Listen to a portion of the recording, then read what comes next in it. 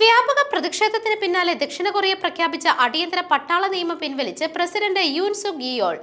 ദക്ഷിണ ഉത്തര കൊറിയകൾക്കിടയിൽ സംഘർഷത്തിന് ആക്കം കൂട്ടി ദക്ഷിണ കൊറിയയിൽ ചൊവ്വാഴ്ച രാത്രിയാണ് സൈനിക അടിയന്തരാവസ്ഥ പ്രഖ്യാപിച്ചത്.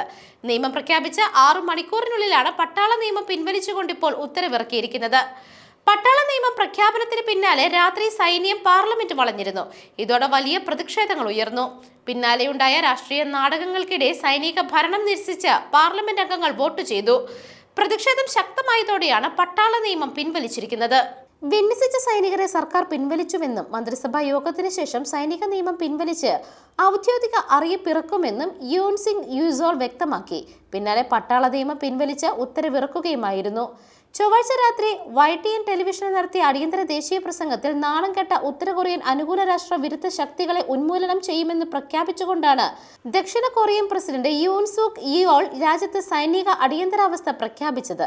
പ്രതിപക്ഷം ഉത്തര കൊറിയയുടെ ആഭിമുഖ്യം പുലർത്തിയെന്നായിരുന്നു പറഞ്ഞിരുന്നത്. സമാന്തര സർക്കാർ ഉണ്ടാക്കി പ്രതിപക്ഷം ഭരണം അട്ടിമറിക്കാൻ ശ്രമിക്കുന്നതായും ഇതിനായി രാജ്യവിരുദ്ധ പ്രവർത്തനങ്ങൾ സംഘടിപ്പിക്കുന്നുവെന്നും ഇത് ചെറുക്കാനായി പട്ടാള ഭരണം നടപ്പിലാക്കണമെന്നുമായിരുന്നു യൂൻ സുക് യിയോളിന്റെ വാദം. News desk മെഗ്നവിഷൻ.